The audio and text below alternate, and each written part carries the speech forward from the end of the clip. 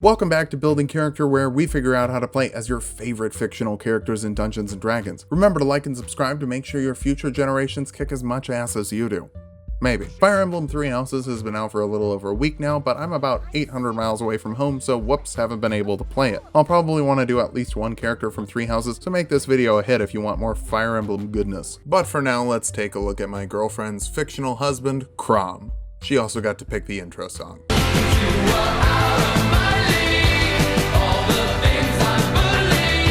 Let's start off with our goals for this build. First, we need to be a master duelist. Chrom one-hands a sword better than just about anyone else. Next, we'll make sure that we can counter enemy attacks if they're dumb enough to try and hit us. Finally, we'll get the ether for some mad hops. For stats, we'll use the standard point array from the player's handbook. Roll for stats if you want. I'm on vacation today. Today's video is kind of simple. Make dexterity your top priority. Dueling requires swiftness. Charisma after that, you're a leader on the battlefield, even if Robin's the one calling the shots. Strength next, this is tied to our jumping ability, and we need that for the ether. Constitution after that, there are better places to take a nap than the ground. Wisdom is on the lower end. I know he can spec into Cavalier, but today we're building a Lord, and we'll dump intelligence. As I said earlier, Robin's the one calling the shots. Chrom is a human, so go for variant human to make the most of your basicness. Defensive duelist adds your proficiency bonus to your AC as a reaction while you're wielding a one-handed weapon and nothing in your other hand. This scales nicely as you level up. It's a personal favorite of mine. Bump your dexterity and your strength with your 2 free points. Take animal handling for your skill of choice. He can spec into Cavalier even if that's not what we're doing. And take the noble background for history and persuasion. Chrom as a prince it up. Kick things off as a fighter. First level fighters can grab 2 skills from the fighter list. Acrobatics and athletics work for a soldiery boy. For your fighting style, take Duelist for +2 to damage rolls with a one-handed weapon when you don't have another weapon in your other hand. I'd call the Falchion a short sword. They deal 1d6 slashing damage and are finesse, so you can use strength or dexterity for the damage. I'd go for dex, it's better. You also get Second Wind, letting you heal 1d10 plus your fighter level as a bonus action once per long rest. Second level fighters get Action Surge, letting you make an extra action once per long rest for some more attacks or to flee if someone saw a vision of you dying in a fight. Not that that would happen or anything. Third level fighters can choose a martial archetype. The Battle Master is the perfect subclass for a Lord, giving you maneuvers. These are special actions that use D8s called superiority dice, of which you have 4. You get 3 maneuvers at this level. Riposte works like a counter, letting you attack as a reaction when an enemy misses you with a melee attack, adding a D8 to the damage. Commander's Strike lets you command another soldier to make an attack using their reaction and adding a D8 to the damage of their attack. And Rally gives a creature of your choice temporary HP equal to your charisma modifier plus the superiority die as a bonus action, effectively healing them or giving them extra HP, always useful on the battlefield. You're also a student of war, giving you proficiency with a set of artisan's tools, and you know we're all about calligraphy here. Any other set of artisan's tools is garbage. Don't even consider them. 4th level fighters get an ability score improvement, and we're taking all of these that we can get. Invest in dexterity first for more damage and AC. I'd call his armor something in the light category as well. 5th level fighters get an extra attack, letting you attack twice instead of once as an action. Keep in mind the riposte attack uses your reaction, so it doesn't count against this, but it also doesn't let you attack twice. 6th level fighters get another ability score improvement, and we can already cap our dexterity, which is fantastic at this level, so do that. This also makes your AC 17 while wearing studded leather armor, which is pretty high for this level, and should help you get some ripostes in. If they do hit, you can always use the defensive duelist action instead to make your AC 20 at this level. You got options. 7th level battle masters get to know their enemy with Know Your Enemy. It's a minute of study outside of combat that lets you determine if an enemy is greater than, equal to, or less than you in terms of strength, dexterity, constitution, AC, HP, total level, or fighter level. Each minute of study gives you 2 of these,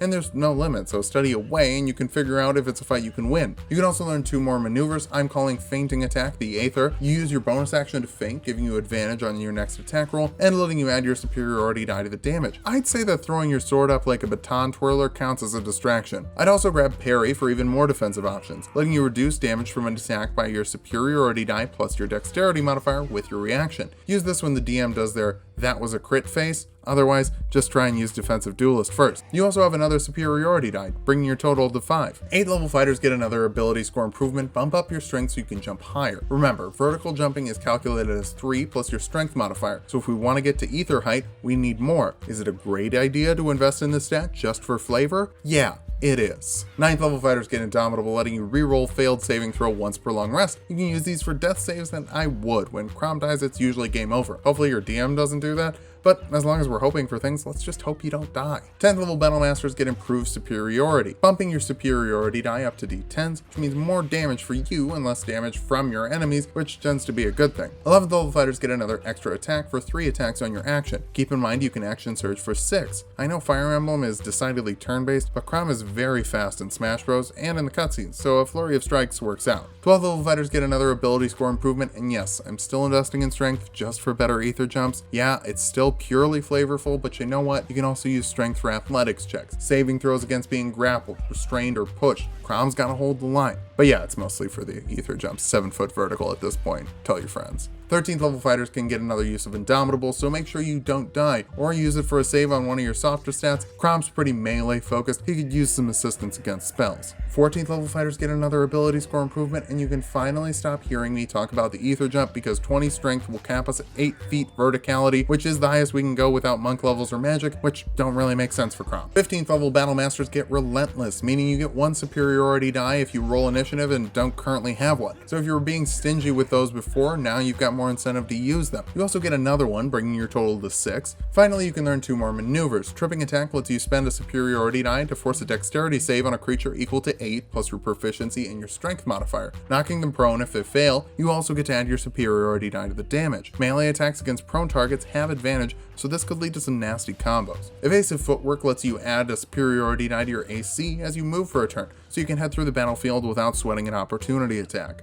16th level fighters get another ability score improvement, and I'm not too worried about getting hit with defensive duelist and parry, but just in case, let's invest in constitution. 17th level fighters get a second action surge and a 3rd use of Indomitable. Both are staples of the fighter class for good reason. They're very good. 2 action surges means 12 attacks in 2 rounds. 3 Indomitable uses means 3 failed death saves. It's not complicated, but simple can be good. 18th level Battle Masters bump up their superiority die to D12s, meaning that for most of these attacks, you're adding the damage die of a great axe. That's a lot of extra oomph, 6 times per day, not even counting the other bonuses from your maneuvers. 19th level fighters get our last ability score improvement. More constitution is more HP, dying is bad, don't do it. Our capstone is 20th level fighter for our 3rd extra attack, meaning 4 attacks every round on your action, not counting reactions or action surges.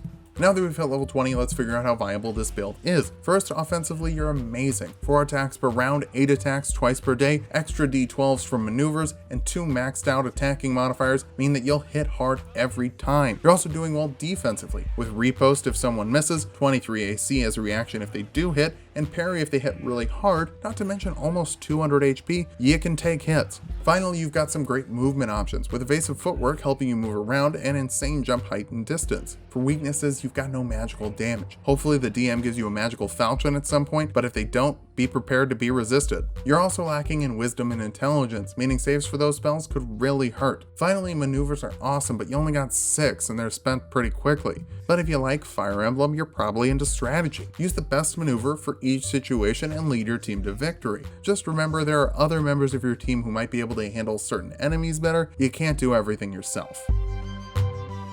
Thanks for watching. If you liked the video, subscribe for more. We make 2 builds every week. I'm currently at Gen Con in Indianapolis, so if you see me, say hi. It will make my day. Oh, and come back next week for some natural forces and some forces of nature.